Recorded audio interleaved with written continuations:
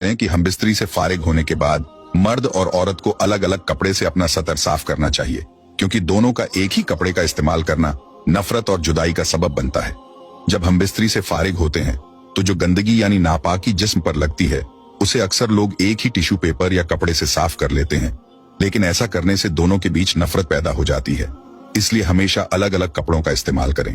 सवाल नंबर 11, अगर हम बिस्तरी के बाद यानी एहतिलाम के बाद आप दूसरी मर्तबा हम बिस्तरी करना चाहते हैं तो इस बात का खास ख्याल रखें। तब भी हुक्म यह है कि सतर को धोकर यानी जिस्म को धोकर और वुजू कर लेना ज्यादा बेहतर है, वरना होने वाले बच्चों को बीमारी का खतरा रहता है।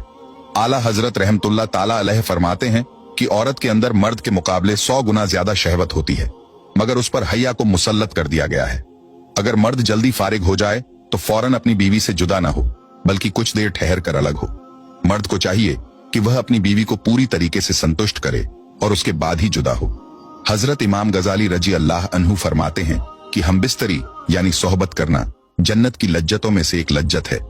हजरत जुनैद बगदादी रजी अल्लाह अन्हु फरमाते हैं कि इंसान को हम बिस्तरी की उतनी ही जरूरत है जितनी गिजा की, क्योंकि बीवी दिल की ताहारत का सबब है। और मुस्लिम शरीफ की एक हदीस पाक में आता है कि जिस तरह हराम सोहबत पर गुनाह है उसी तरह जायज सोहबत पर नेकियां भी हैं।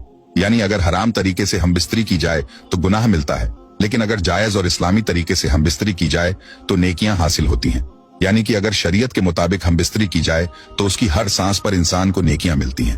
उम्मुल मोमिनीन सैयदना आयशा सिद्दीका रजी अल्लाह ताला अन्हु से मरवी है कि हुजूर पाक सल्लल्लाहु ताला अलैहि वसल्लम ने इरशाद फरमाया कि जब एक मर्द अपनी बीवी का हाथ पकड़ता है तो उसके नामे अमाल में एक नेकी लिख दी जाती है। जब वो उसके गले में हाथ डालता है तो 10 नेकियां लिखी जाती हैं। और जब वो उससे मोहब्बत करता है यानी कि हम बिस्तरी करता है तो वो दुनिया में सबसे बेहतर हो जाता है। और जब गुस्ले जनाबत करता है यानी हम बिस्तरी के बाद गुस्ल करता है तो गुस्ल का पानी जिस जिस बाल पर गुजरता है उस हर बाल के बदले एक नेकी लिखी जाती है, एक गुनाह कम हो जाता है और एक दर्जा बुलंद कर दिया जाता है। मोहब्बत के साथ कमेंट बॉक्स में लिख दीजिए सुभान अल्लाह। हजरत अब्दुल्लाह इब्ने मसूद रजी अल्लाह ताला अन्हु से एक शख्स ने अर्ज किया कि मैंने एक लड़की से शादी की है, लेकिन मुझे लगता है कि वह मुझे पसंद नहीं करेगी। तो आप फरमाते हैं कि मोहब्बत अल्लाह की तरफ से होती है और नफरत शैतान की तरफ से।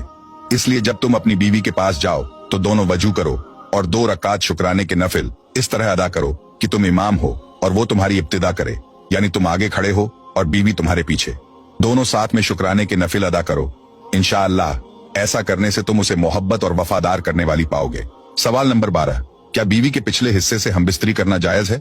पिछला हिस्सा यानी पैखाना करने की जगह यानी बैक साइड से हम बिस्तरी करना जायज है या नहीं? प्यारे दोस्तों, इस्लाम में बीवी के पिछले हिस्से से हम बिस्तरी करना हराम है। ऐसा हरगिज नहीं करना चाहिए। अगर किसी का शौहर अपनी बीवी को ऐसा करने पर मजबूर करे या उसे ऐसा करने को कहे तो बीवी को चाहिए कि वह अपने शौहर को ऐसे काम के लिए बिल्कुल रोक दे और समझाए कि यह हराम है। ऐसा करने से हम दोनों गुनहगार होंगे।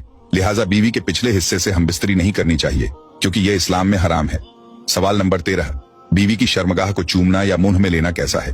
क्या ऐसा करना जायज है या नहीं?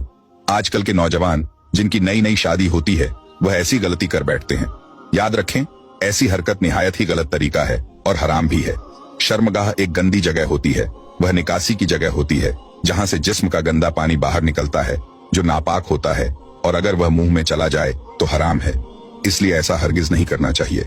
सवाल नंबर 14, क्या शौहर बीवी के पिस्तानों के बीच अपना नफ्स रगड़कर अपनी मनी निकाल सकता है और खुद को फारिग कर सकता है? क्या ऐसा करना जायज है? इस वीडियो का पहला सवाल भी लगभग इसी से मुताल्लिक था, जिसमें हमने बताया था कि इंसान अपनी जिनसी ख्वाहिशों को पूरा करने के लिए सिर्फ औरत या मर्द की शर्मगाह का इस्तेमाल कर सकता है। इसके अलावा किसी भी दूसरे तरीके की इस्लाम में इजाजत नहीं दी गई है। इसलिए ऐसा हरगिज नहीं करना चाहिए।